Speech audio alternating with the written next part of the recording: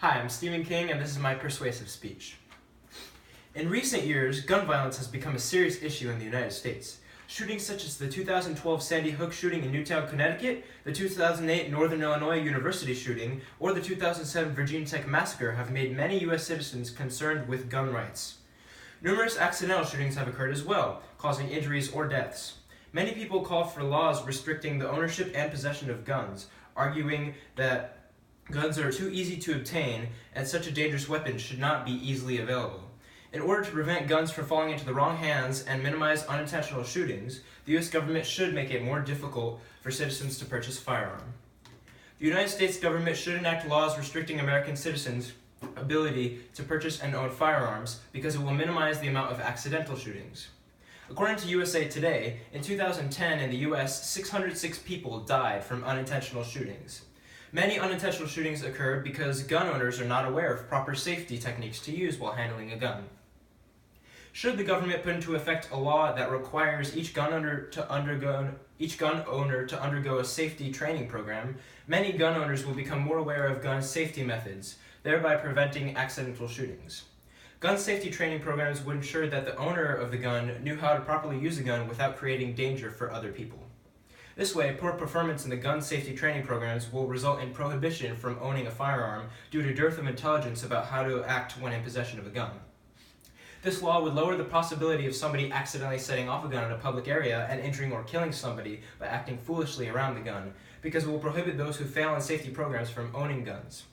USA Today also estimates that most unintentional shootings occur in the home, based on data from 16 states.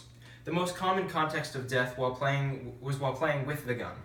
This further reinforces the need for a law requiring new gun owners to take gun safety training programs. If gun owners must take these programs, they will learn how to act safely around their gun. They will realize that playing with their gun creates an extremely dangerous situation for them and for everyone around them. It makes it very easily for someone to accidentally be injured. If a law such as this gets put into effect, the amount of deaths from playing with guns will decrease, because it will force gun owners to have more awareness about their safety. However, the Center for Disease Control and Prevention estimates that nearly 2 million children live in homes with loaded and unlocked guns. When children have access to guns, it highly increases the risk that they will accidentally set the gun off because children do not know how to act safely around a gun almost all of the time. A new law enforcing gun safety programs will teach a gun owner how to properly store their gun so that children will not have access to it. Gun owners must know that just because they know how to act safely around a gun does not mean their children do. New laws requiring gun safety training programs and other safety precautions have become necessary because gun owners will learn how to handle a gun safely and how to prevent a child or person with no gun experience from accessing guns. As you can see from this pie chart, 50% of Americans agree that gun laws should be more strict, and only 8.16% believe that gun laws should be less strict.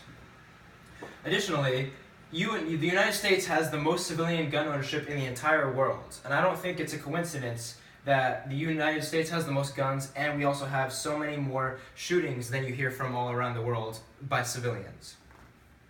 Finally, America has more gun shops than grocery stores, meaning that it's as easy as ever for citizens to get guns, and it makes it that much more difficult for people in America to be safe from guns.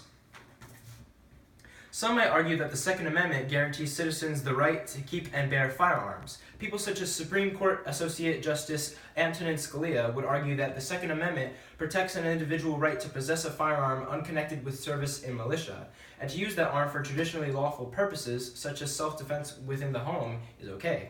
However, people like former Supreme Court Associate Justice John Paul Stevens state that neither the text of the amendment nor the arguments advanced by its proponents evidence the slightest interest in limiting any legislator's authority to regulate private citizen use of firearms.